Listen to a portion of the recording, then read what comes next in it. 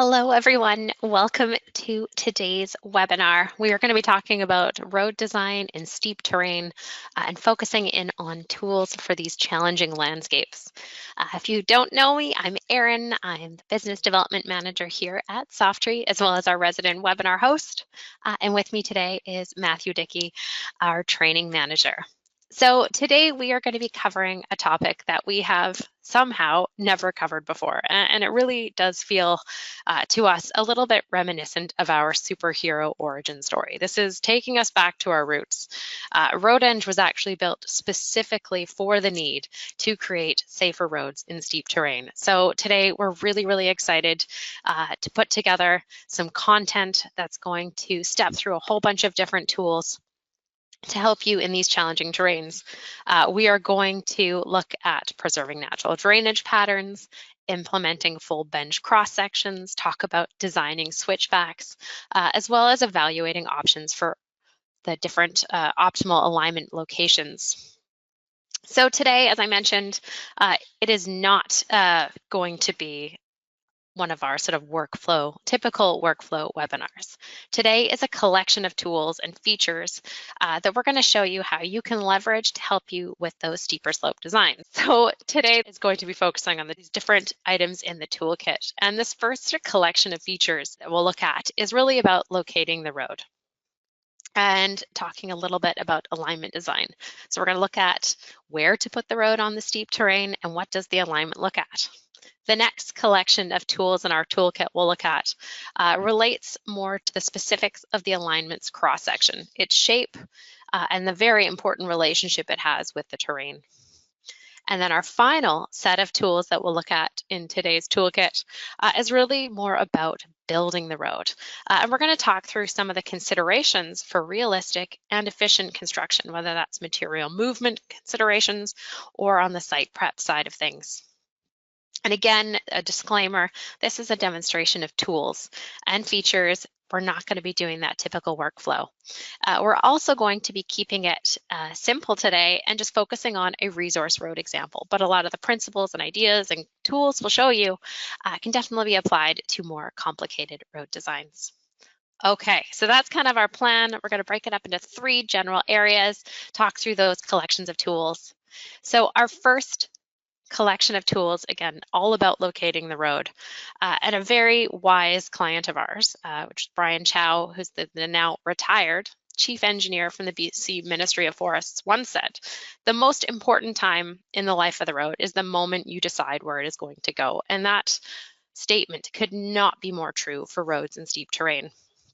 So in the first section of the webinar, we're going to explore some tools for finding the best position of the road design. We're going to look at grades, we're going to look at earthworks, and we're going to look at drainage management.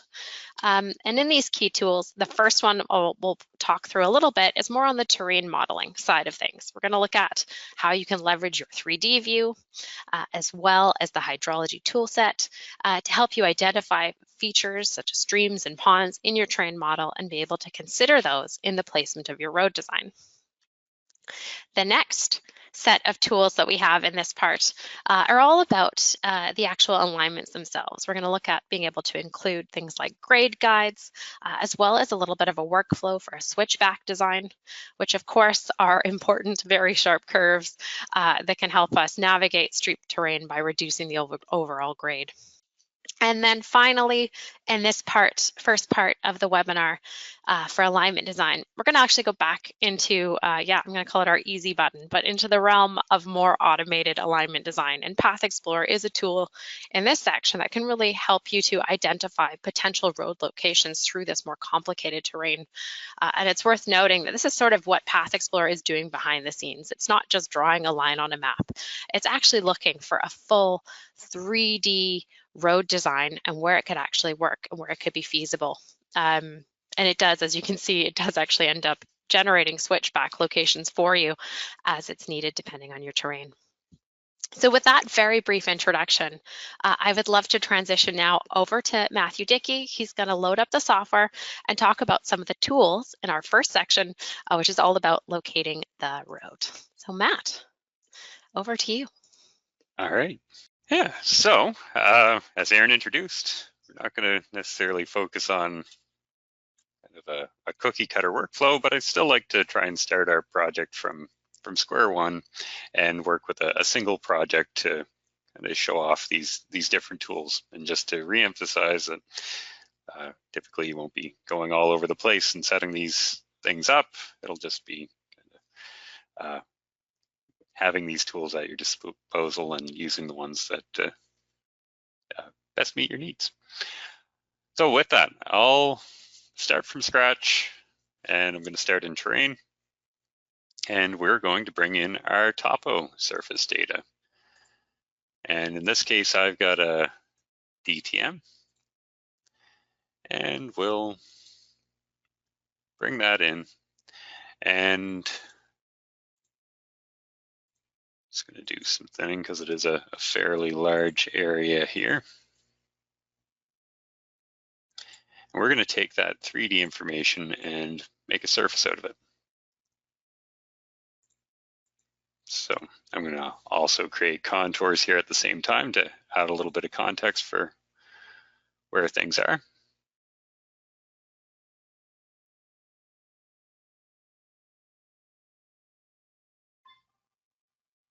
And we can see our plan view. We can go over to our 3D view. We can see what we're dealing with here. And yeah, kind of a steep, reasonably gnarly piece of ground. And again, just to add context, I'm going to add in a start and end point.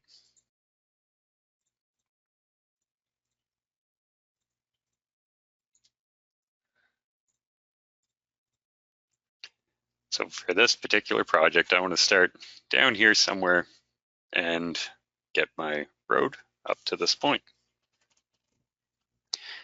Now, in doing so, before I even really start designing anything, I'm a massive fan of the 3D view to get a feel for what we're up against. Of course, with road design, whether it's steep or flat terrain, knowing what's going on for your drainage is important. So I'm going to use my streams and ponds tool to get our stream vectors. So we can see where the water is likely to be. And if we like, we can add in, well, all sorts of other information. So it could be other vector information. I'm going to just add in a background that has some slope mapping here for me. So here I can see categorized slopes, and everything that's green is between 30 and 62%. The purple is over 120, and then the white is under 30%. So pretty nasty chunk of ground.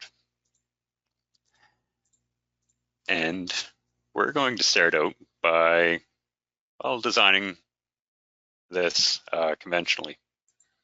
So for that, I'm going to save my terrain file.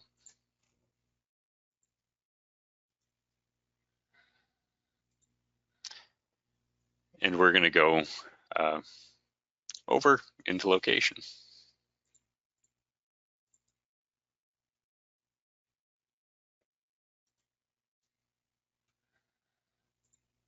So I'm going to create my new location file. And since I'm doing this conventionally to start, I'm going to just start with a single point, and we're going to click things in manually. So my start point is set right there. I'm going to go into my plan view. I'm going to start clicking along. And well, here we're going to do that clicking along. But we also probably want some frame of reference for what we are looking to do. So I want to go from here up to here.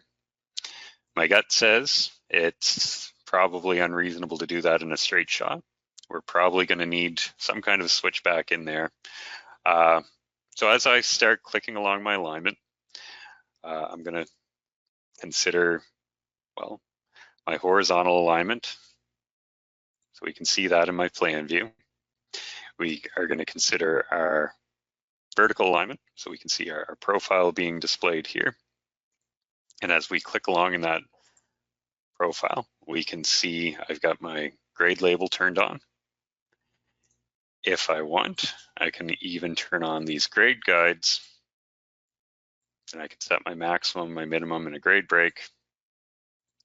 And now as I move that vertical, I can see, well, what my max grade is at. And then another thing that we can do, and this is already exaggerated, but I'm going to exaggerate it a bit more, is we can use exaggerated scale in our vertical to really help make things pop and see the real gnarly stuff as needed. So as I click along here, well, I know I want to get to there. So we're going to click along. Everything's updating in real time. Starting out here, my gut is that we probably need to switch, and we'll zigzag up and across the hill to get to where we'd like to go. Now with that, one of our talking points is maintaining natural drainage patterns.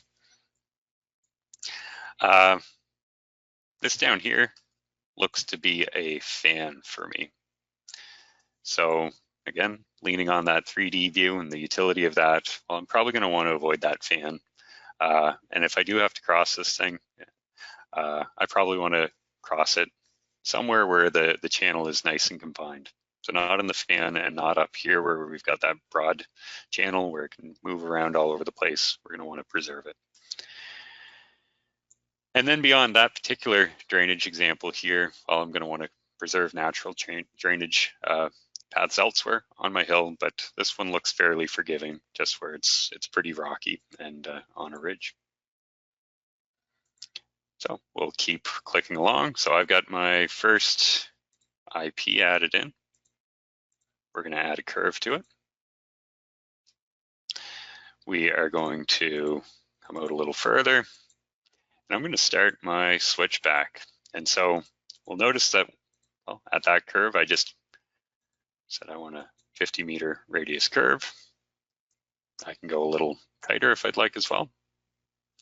But as I get out to the end here, my switchback, I'm actually going to design it as two curves butted up against each other. So I'm going to go 20 meters and 20 meters. And we can still see what's happening underneath, and we can still move things around as needed. And we can butt these up against each other if we want it to effectively be a single curve. But the reason we're breaking that into two curves is, one, if we were very close to turning 180 degrees, our IP, so our tangent intersection point, would be way far away and kind of cumbersome to grab it. But if we're turning 180 degrees or more, those tangents never meet. And so we need to. I'll click along here, and as I mentioned, I want to cross where that's well confined. We'll click along here. We'll add in our other curves. We'll notice here, I have this widening being applied. So here I'm using a curve widening table to automatically widen my curve depending on how quickly I'm, or how much of a change angle the curve has and the radius that I'm using. And that's going to be kind of especially worth noting for our switchbacks. And here, if we want to deviate from that curve widening table, we can add in whatever value we'd like and see that road get much wider. So of course, doing it this conventional workflow, it's pretty iterative. We're moving stuff around, choosing where everything goes, well, really explicitly. We get lots of control and can choose exactly what we want, but the kicker is, one, it's time consuming. So we've been messing around and we're really not that far up the hill. And two, it's, we'll refer to it as the guess and test method, where you're really trying different things and trying to chisel away as much volume and costs as you can. So instead of messing around with this using the kind of the traditional tools, we're going to cheat and go over to Train, and we're going to use that Path Explorer tool. So for this guy here, if we want to go from there to there, we're going to make a feature. We're going to draw it in. So start point, end point. We are going to want to take into account that, well, our streams cost something. So I'm going to just say that this one in particular is going to be more expensive than the others. And we're going to go over to the optimization tab. We're going to click in our kind of design criteria. So I'm going to go with a 20-meter minimum radius for this one. I'm going to run with a max grade of 18%. And yeah, got people all over the world from different industries. So steep grade, for some of you, that's kind of common practice. For others of you, it may seem quite steep, but in this particular area, it's a pretty normal max grade. And we're going to say, well, when we start this out, I want this road pointed in this direction, so pointing out that way. And then we'll add in a couple construction zones. So I'm going to say my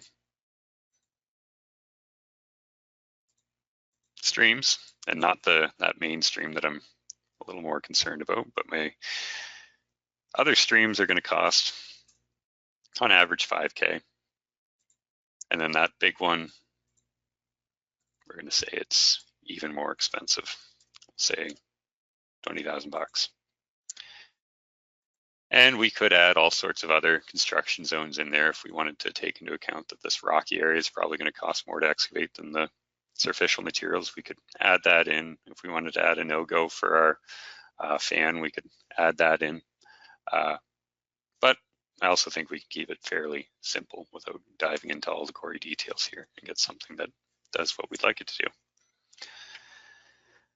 So we've hit OK. It's going to take probably a minute and a half or so. But yeah, it's going to plug away, and instead of clicking around trying to get up to that point, it's going to produce well, 5 options, all reasonable options. Yeah, to go from point A to point B. And as Aaron introduced, this tool is not just, it's going to give us a line on the map, but it's not considering the problem as just a line on the map. It's looking at, well, a simplified cross section. It's looking at, well, does it make sense to go around this feature or through this feature if there's an obstacle in the way? So a real 3D consideration, and yeah, does it in a fraction of the time. And then even better than that, we can be comfortable that the alignment that we choose to pursue and refine is best option. So this is saying unlikely to improve further. I'll hit cancel. We can see we've got 5 options. If we want, we can say, well, I don't like that one. I want to stay off the rock face there. Or we could go in here and we can say, well, we've got those Path Explorer features. The number that comes after is our expected cost based off the metrics we've given it. So here I'm going to hit save, and instead of starting from scratch and clicking around in location, we're going to use that line that Path Explorer produced to, well, get us up to that point. So add, we're going to add a alignment based off of our terrain feature. And instead of going through and adding all those curves individually and adding our switchback in individually, and we can see I wasn't really in the right place at all for where it makes sense, and we can avoid that crossing altogether. Yeah, because usually the best crossing is no crossing.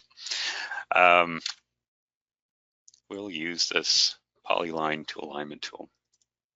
So here we've got a bunch of tangents. This is going to fit a bunch of curves to the polyline and save us a bunch of time.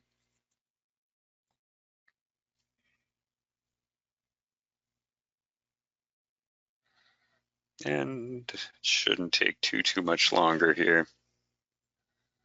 So we've got our horizontal alignment as a series of curves and tangents adhering to that minimum curve turning radius that we had set.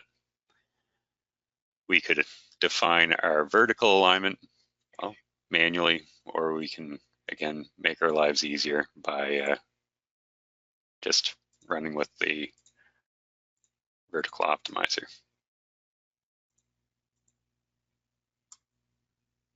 And this will take a second, and we'll have a vertical alignment that minimizes our cuts and fills.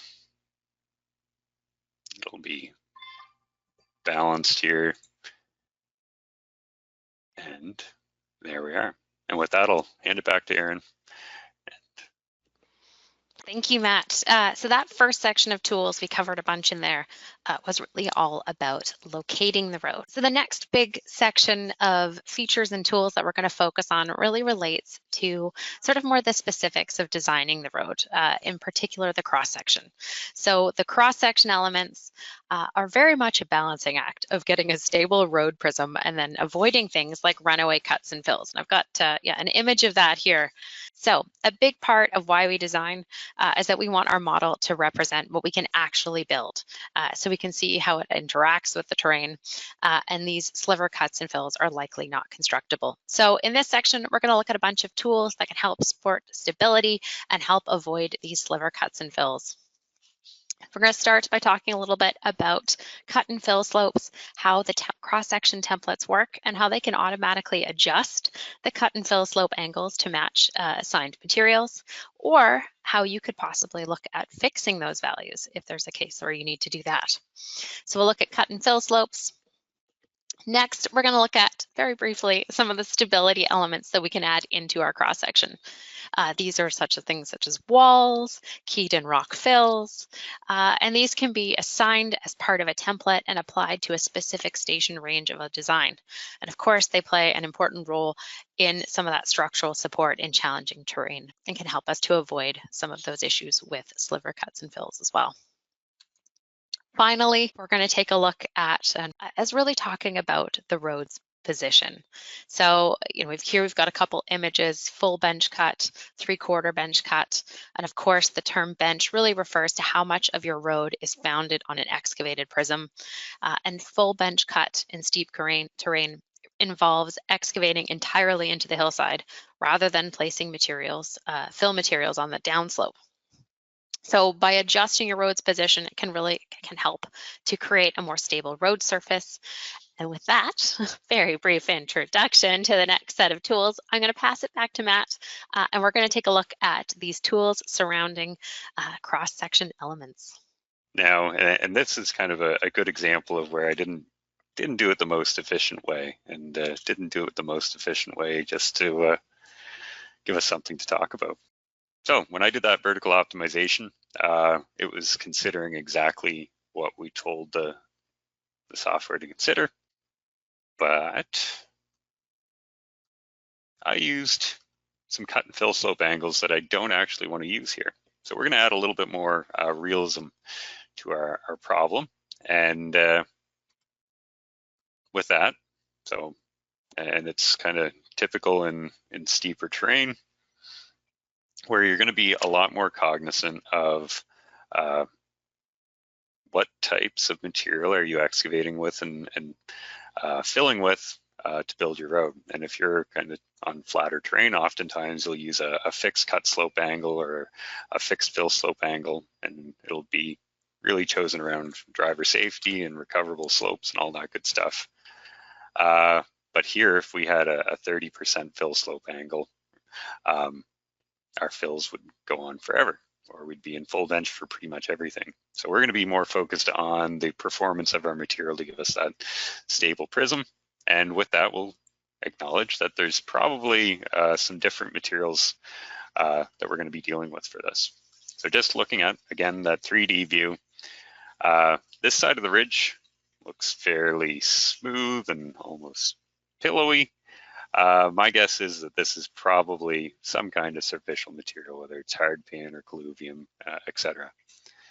But this side of the ridge, I don't think anyone will really argue with me. It's probably a pretty safe bet that there is lots of rock, lots of shallow rock. So with that, we're going to assign different materials. So I'm going to say that we've got, well, let's go,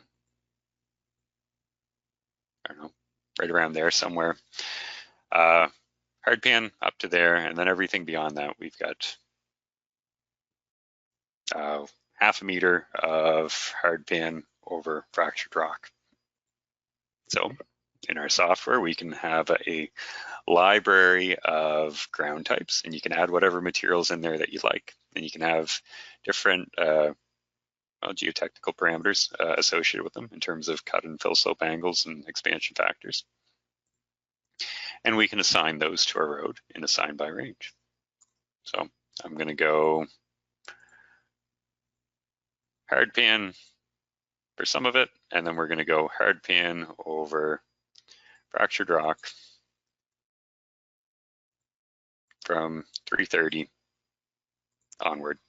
And here I'll note if you had an independent surface for your rock layer, you could add that in, but I don't, so I'm just doing an offset. So here we can see, well, if we zoom in on this side, we've got our cut slope, and where it's going through that rock layer, it's at one angle. So my fractured rock is cutting at 200%. And then when we go up into that other layer, we're laying back our cuts.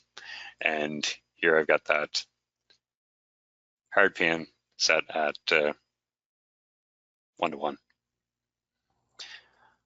On our fill slope side of things, well, we're telling it to use whatever's layer 1 for our fill slope values, in which case we've got that hardpan layer and we're filling at 1.5:1, which it goes down quite a ways at this particular spot, but it goes down way more than we'd like out here. So there's, again, one of those things, lots of different tools in the toolbox for how we tackle this. And on the extreme end of things, we could come up here and we could create a cross-section template that does whatever we'd like. And so, and here I won't build one of these out, but all it is we've taken our default and I've added in the wall template from the E library. So here we can see if we added this template in for a specific range, well, it's not just applying that fill slope, it would be applying this wall. And similarly, we could do the same thing with a stacked rock fill that we've keyed into depth. But a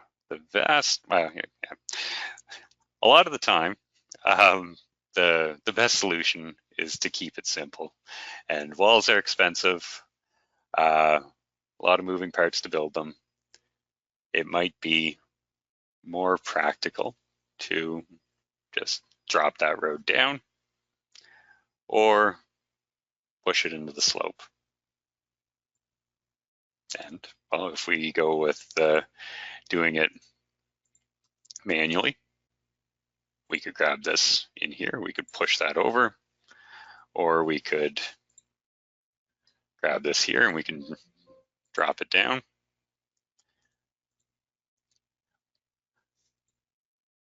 Or we can do it with the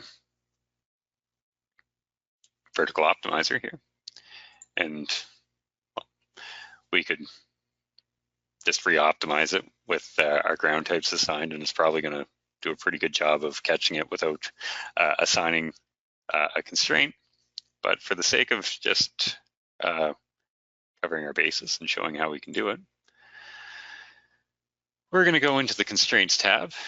We're going to say Full Bench, and we're going to assign a full bench constraint from station 355 to 390.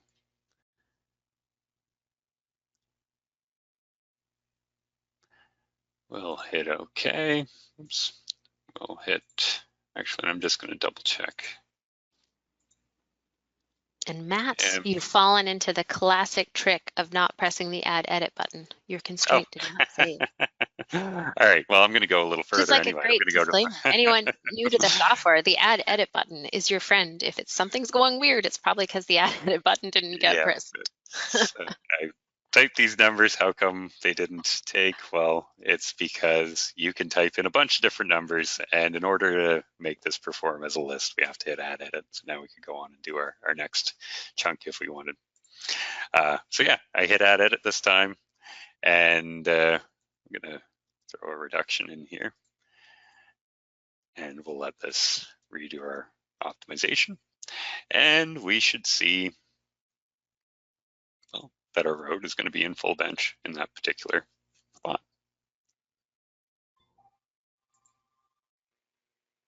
And there we are. So we're full benching through there, and I'll pass it back to Erin before we add a few more considerations to this thing. Perfect. Thanks, Matt. So the last section, or set, I should say, of tools we're going to discuss are all important considerations for the actual building of the road. Constructing a road in steep terrain obviously comes with its own set of challenges, and there's certainly more to this than just modeling that geometry. So to help make sure our design is practical, and I should say, and realistic, it's really helpful to think of the road design as something that's actually going to support that construction process. And a big part of that process is really thinking through the what goes where for our materials and making sure that we can get to what those materials, like the specific materials, to where we need them. So we're going to kind of talk now in this next section about that idea of including things like material movement for the building of the road in as a part of our design. My slide should advance. There we go. So 3 kind of big areas we're going to talk about here. The first of which is site prep. So being able to sort of identify and account for site prep as a part of our design. In particular, here we're going to be looking at clearing offsets. So if we're doing a road design in steep terrain in a forested area, super important to clear the trees. And of course, once the trees are cleared, we need to move that remaining organic material so that it doesn't decompose and doesn't negatively impact our road design. So the first tool we're going to look at is in the site prep section. From there, we're going to talk a little bit about material direction and this idea of construction sequencing. Really, making sure that the building of the road, we're considering material movement directions. And this really goes back to that idea of what goes where for our materials and making sure that we can get to them, accounting for that in the construction process. So Matt's going to show us a couple tools in the software for handling material direction constraints, ensuring that it's buildable. And then finally, and lastly, a very complementary tool as well. We're going to take a look at borrow and spoil sites, so pits, and being able to plan for them, when to build them, where to build them, and how to tie that into the overall process of constructing our road in steep terrain and identifying our material movement. So with that, 3 tools kind of in that final section, building the road. Matt, I'm going to pass it back to you for the last bit. So let's continue to add things to our design here. Site prep seems to be the sequentially the next thing to consider. So for that, if we kind of zoom in here,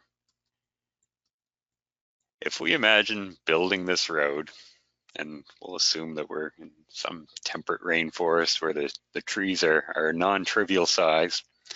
And if we only cleared out enough timber to have the exact footprint of our road, one, it won't leave us any room to store material on the low side as we're building it. But two, if we considered a cut slope that may go up the hill quite a ways if we're in a deep cut or fill, you'd probably feel pretty small if you were working underneath something that just had all the roots pulled out from underneath it.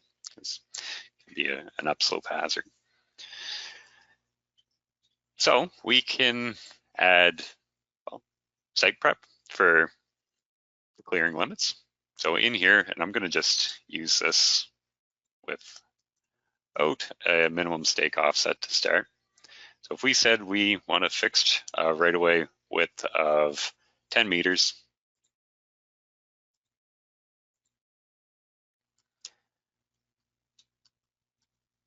I can see I've got my slope stakes. So in my options, I've got my slope stakes showing up there, the little green line here. We'll make it a little easier to see. So I've got my slope stakes, and then I've got my clearing limits, and I can see they're right on top of each other for a good chunk of this. And again, we'd feel pretty small if we were underneath that and there was a big, I don't know, 1 meter diameter tree just above us with no roots supporting it. So instead, we can add in a minimum stake offset. So we're going to add in a 3 meter offset from those stake limits. And then, well, just to save going back in here again, we can add in our stripping. And we're going to say, well, we want to remove our organic layer, and I'm saying it's 20 centimeters deep, and I'm going to remove that for my whole road footprint. So we'll hit OK. And now we can see, well, we've got those clearing limits offset 3 meters where they should be, but if we have anything that's, well, not within 3 meters of that, it's sticking to that 10 meter offset or 20 meter overall width.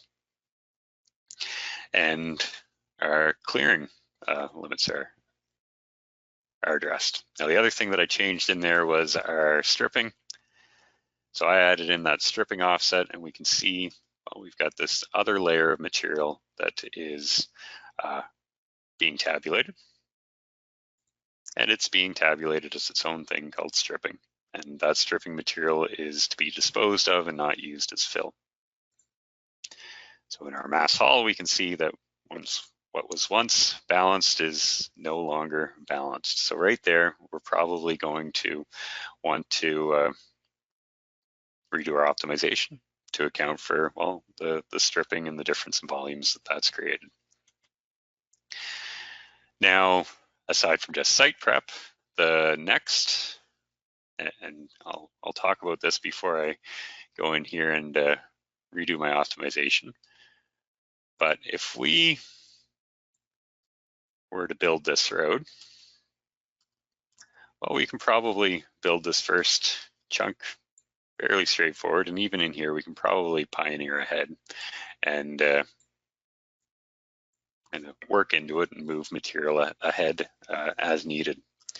But once we get going up this thing here, if we're excavating here and the road isn't built yet out here, well, we probably can't take our cut material from here and use it as fill up here. So we added in that full bench constraint to really capture what's going on as we build it and make this design more than just a geometric drawing, but actually account for how we're going to do it. We can add in a direction constraint. So we can say that on this steep section, we can't pioneer ahead and move our material ahead, and we can say from station, let's see,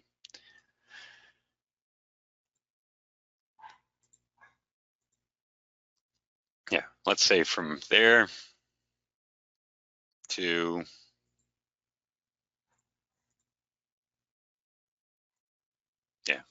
there, we want that material forced to be moved backwards. Now the other side of it, if we're moving all this extra material backwards, there's a good chance our design doesn't make sense to have a balanced design. And for that, we can add in a spoil site. So here, if I want to account for a spoil site, well, I'm probably going to look for somewhere that's a stable spot to dispose of material close by. And it, again, just so happens that this big flat area here looks like a good spot that probably can take as much material as I want to get rid of there. So we'll add that in as a spoil site. Now that material movement stuff that I was just talking about, it's going to be, it's one of those things that if we look at the design, if we just look at the geometry, it's not necessarily obvious what goes where, but this mass haul diagram, I'm going to turn those on. We can see that there's a direction associated with it. And yeah, I'm probably not moving material from here ahead. So when we rerun this with our direction constraints, let's just look at what happens in the mass haul. Oops. And we need to assign those constraints. So in here in constraints, we're going to go directions. We're going to say, let's move all the material from 355 to 440. It's going to be moved backwards to account for all that extra material. And we don't want to just build up our road for the sake of building up our road if it doesn't make sense. We're going to add in a pit. Now that pit we're going to say is at station 125-ish, should be back here on the flat. And we could add a capacity if we thought we might be running out of room, but I'm just going to leave that as is. So we'll hit OK. We'll hit process. Software is going to take a moment and think again, and it's going to update that optimal alignment to account for these construction considerations that we've added in.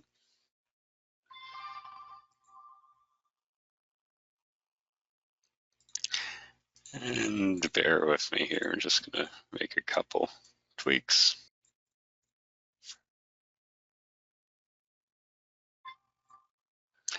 And there we are. So here, it's accounting for that direction constraint that I've added in. And I said at station 440, everything gets moved backwards. So we don't have this surplus of material getting moved ahead because realistically, it's not practical. Instead, we're moving it back. And then the other thing that we have in this mass haul diagram is this big dip where we're disposing material. And if we look at it, that big dip happens at station 125, where we said that the spoil's there, so we're accounting for that disposal. And then of course, if we want to build this thing, we are going to produce some documentation. And we've got our plan over profile. We've got some shading showing where we're in cut and fill. We've got our cross sections, and away we go. Awesome, thanks, Matt. So this is the part of the webinar where we have actually done it in time. A record, everybody. But we'd love to hang out to answer a couple of the questions. So if you have a question about RoadEng, about road design and steep terrain, open up the chat section of the GoToWebinar panel. We're going to tackle some of those questions now. And of course, if there's too many of them, which already the list looks quite large, we might save some of them and follow up with those question askers individually. So Matt, your first question, very topical, seeing how you just showed it, but it says, how did you create that cut and fill shading in the output sheets? Yeah. Well, I guess how I did it live was I had a multi-plot already set up that I just hit open book layout and ta-da, it was the way I wanted it. So the multi-plots can be saved from one project and reused on another, and you can use them as templates. That's probably not the answer that you're looking for, though. If we want to show shading, we can do it in the model too, but I'll do it in the multi-plot. I'm just going to double click the plan window in my multi-plot. I've got shading turned on, and here I have cut and fill shading. Yeah, we could do other things. We could show our subgrade material, and then we can show, and I think I've got a surface one here. Sure.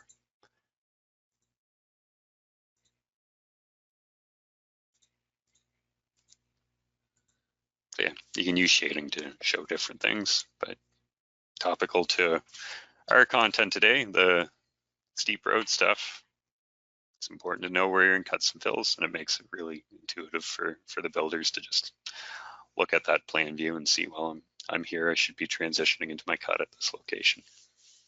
So yeah, all it is just a plan options, shading, and that dialogue right there.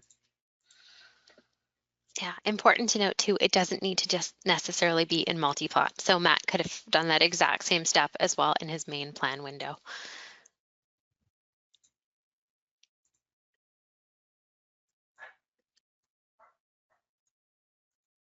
There.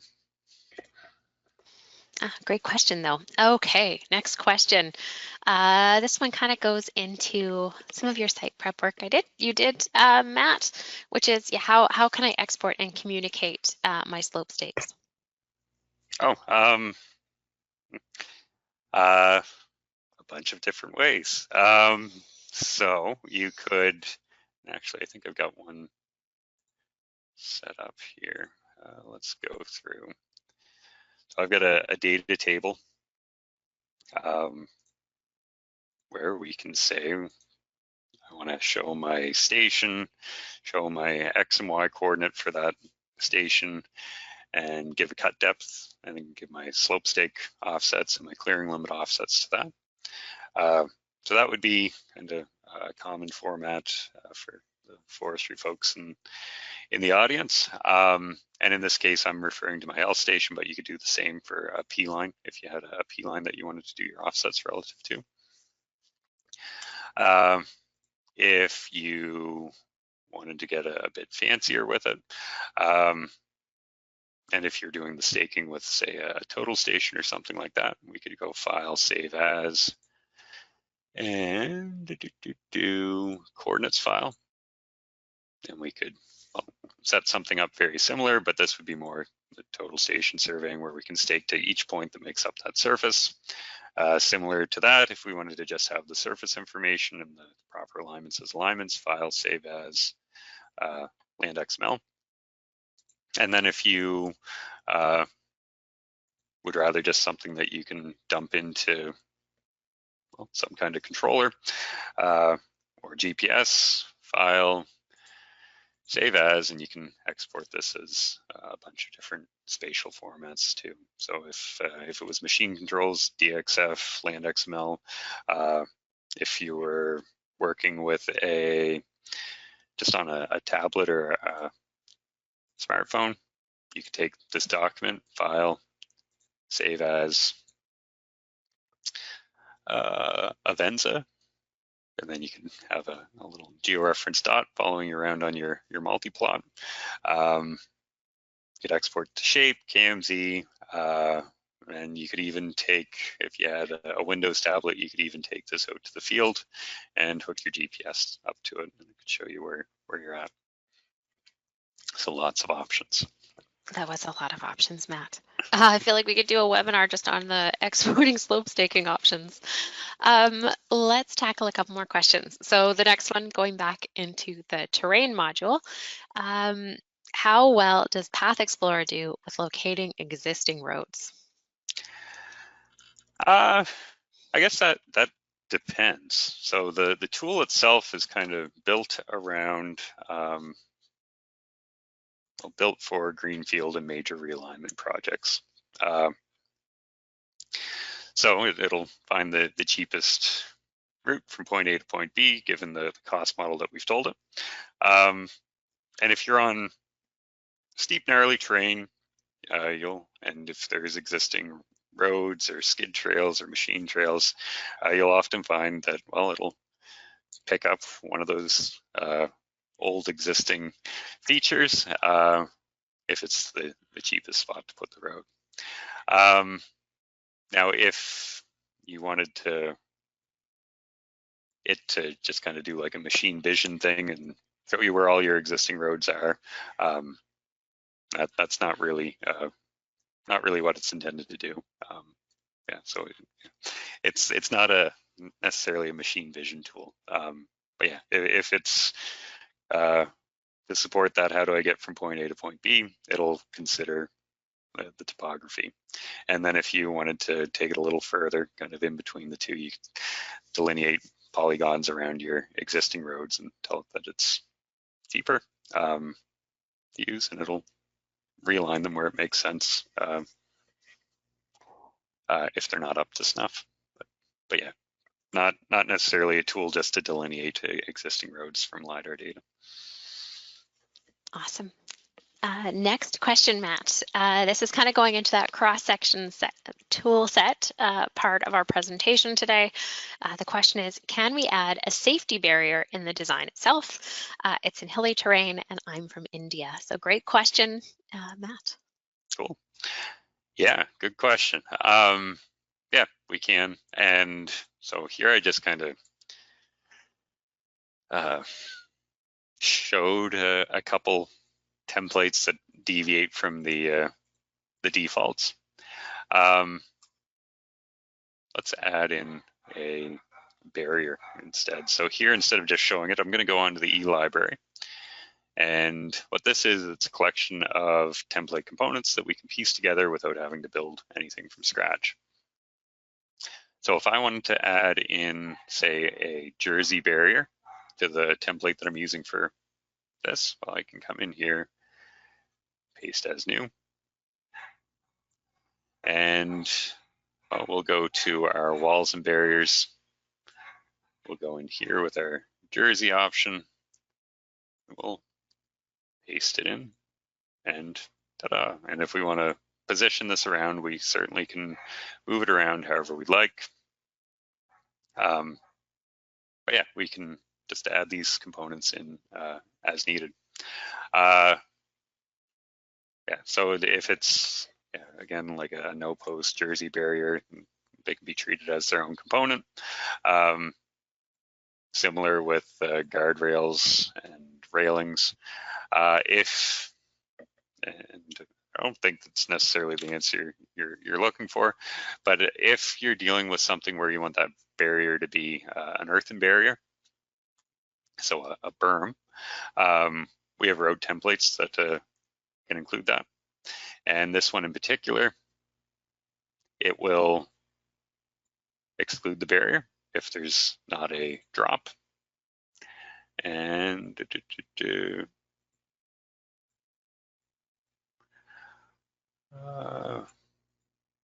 so this one, let's pull this up. We have a check to see if there's a drop greater than 3 meters at 30%.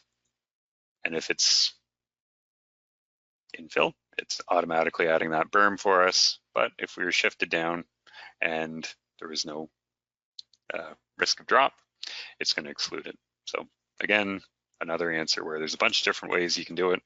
And the short answer is yes, it's just a matter of including it in your template. Excellent. Okay, we're going to do 2 more questions, hopefully wrapping up, only 15 minutes over time. Our next question is, can you join 2 or more alignments into one alignment together? Yeah, so, and I think the most common example of this is folks using the Path Explorer tool. So if we go from point A to point B, and we want to run from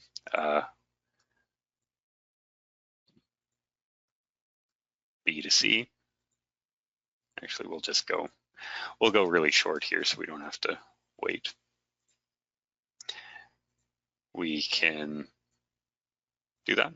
So I'll go my A to B solution, and then B to C will be another Path Explorer solution. I've turned off remove existing features. So that way it's going to keep my original Path Explorer solutions. So I'm running this.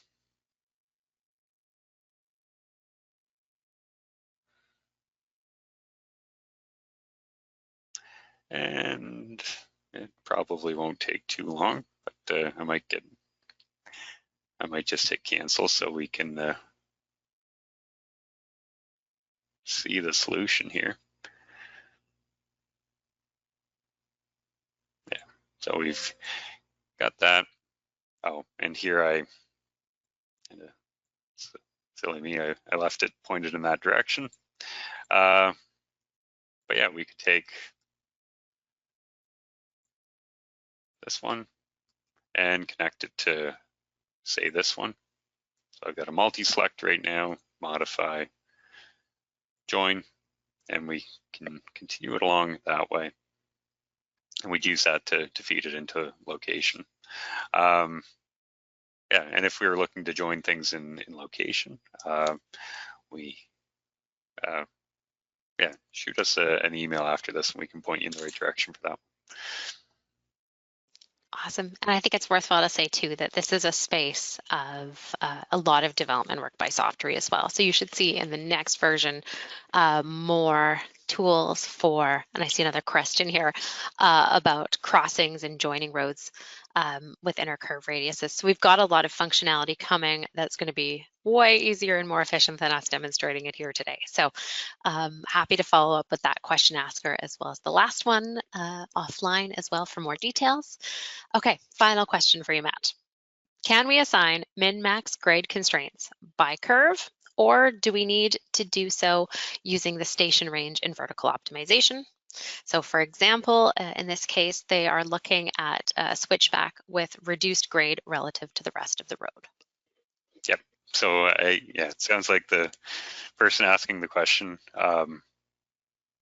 yeah, yeah, so we do it by assign by range. So it's not necessarily just an automatic look at the curve that's applied and reduce that grade. It would be by range. Which, yeah, the askers sounds like they know how they can do it by range, but if there's anyone else in the audience that's interested in it, here, if I wanted to reduce my grade for my switchback, well, I need to first just identify where I want to apply that constraint. So station 240 to 305, and we come in here, standards, and we could say, well, I want to go with a, let's go 14. So 240 to 305. We hit that, and it's got that different range set for us. So yeah, you do have to do it by station range, but you can account for it with the station range. So.